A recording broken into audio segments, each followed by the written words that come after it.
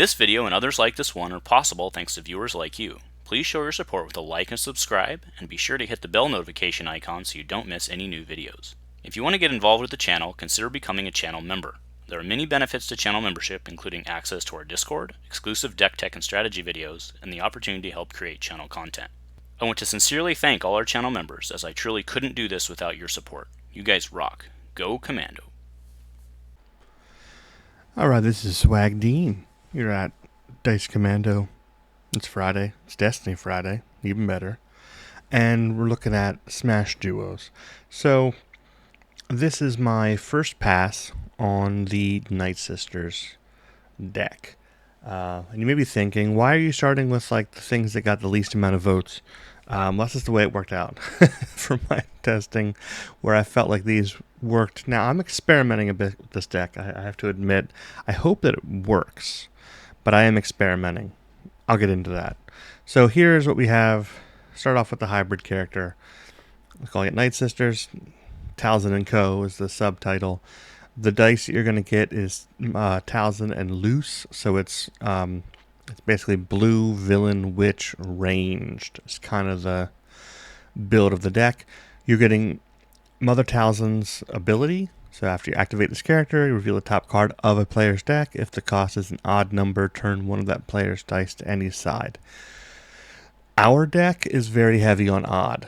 There are a couple zero costers, and Recurring Nightmare is a 2-coster. Everything else is odd, but it's Smash, so your partner might not play along. So I think you're going to go back and forth between like gambling if you're going to try to mitigate your opponent's dice and just at least find out what their top card is at the worst thing, or if it's odd, then you get to flip one of their dice to a blank, or you can try to fix yours. Their dice are not impressive. Talzin and Luce were both supporting characters. I'm going to give them 12 health to start. And they have Witch. Let's get into the Witch package. So, first off, we're going to do Nightsisters Lair. So after you play a downgrade, gain a resource, we got downgrades. So, Hex, Recurring Nightmare, and Possessed, which is a big one.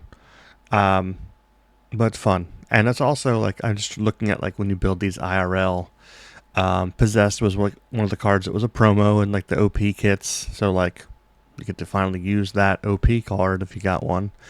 Because this is one of the few places, if any, that you would actually be able to use it. So we got the 3 downgrades, which are pretty cool.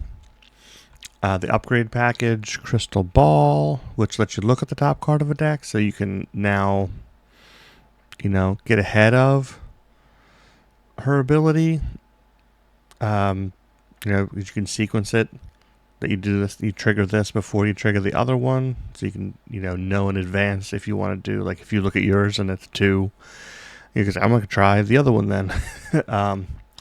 So Crystal Ball helps with that. Energy Bow, just more range damage, other stuff. We have Ancient Magics, very fitting, and you can ready a curse, which means you can get Hex or something off again, which is pretty bonkers. Same with Possessed. So otherwise, it's just dealing 1 indirect, and it's a 1 cost, and it's got a focus and a resource, so it can pay for itself. Like, it's not a bad die. Hidden and Shadowed seemed fitting, and you can kind of consistently get shields. And then we have Force Push, just kind of the big ability where you get consistent mitigation. So the theory of the deck, you're going to see this is the weakest event package I've ever built for a Smash deck. Because I'm hoping that once you kind of build a board state for the Nightsisters, they can get pretty consistent and frustrating. Kind of like when you play Yoda, where either her ability or her dice or the downgrades, like you're just manipulating their dice, they're ripping through their deck trying to discard to reroll, and that's kind of where the power of the deck will come from, because their upgrades aren't strong, their dice are not particularly strong. Like, they have to get there in another way, and I think it's going to be some consistency, and that's kind of the build theory of this deck. I don't know that this is going to work, but that's what I'm going for. Rest of the cards, it binds all things. It goes in like every mono blue deck. And we do have an upgrade package, and it costs 1, fixed with our stuff. Dark Empowerment, this is one of our zeros, but exhaust the support and remove one of your dice showing a blank to deal an indirect, just like I said, consistency. Your blanks, because Crystal Ball and Energy Bow, and I think maybe even Luce's die, I have to check on that, have some extra blanks. So just turning those into indirect damage, getting your value out. Nightsister Coven, after a character die rolls a blank, you may exhaust this to reveal the top card of the deck. If it's an odd number, you can deal a damage, like ping, ping, ping.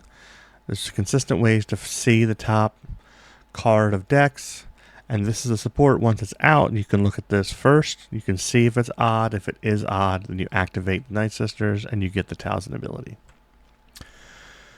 At odds, remove a die showing a value that's an odd number and place this on the bottom of the deck. So even though this is the smallest, because there's only 4 events in this deck, we can loop one of them, which helps.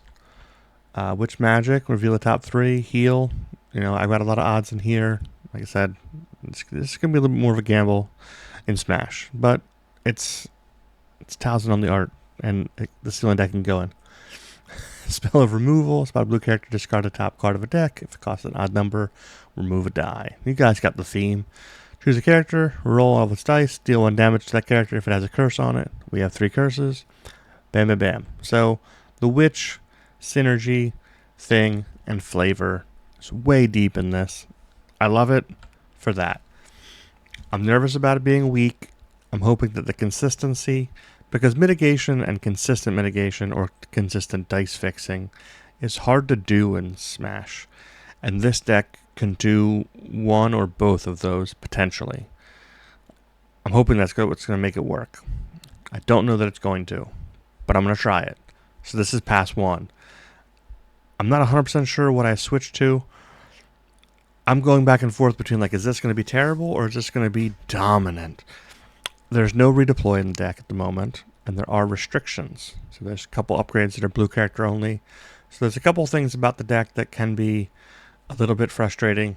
Possessed only works if this character is alive. So there are places I can switch. I can add redeploy, or I can add a support so the dice can stay in play. If that becomes an issue, I can add more mitigation or more events. If Dark Empowerment and things like that are too cute as an idea. But I do like this first pass. I think that I want to play this deck. It's interesting to me. It's unique in the Smash space. So for now, this is what I'm sticking with. I have, as of recording this, I have built every one of the 12 decks. Oh, there's a bonus 12th one. We'll get to that.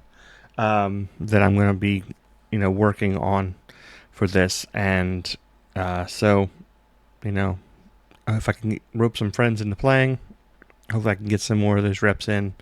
But this is pass 1 for the Nightsisters. Loving it so far. I hope you love it too. Enjoy your Destiny Friday. And go Commando.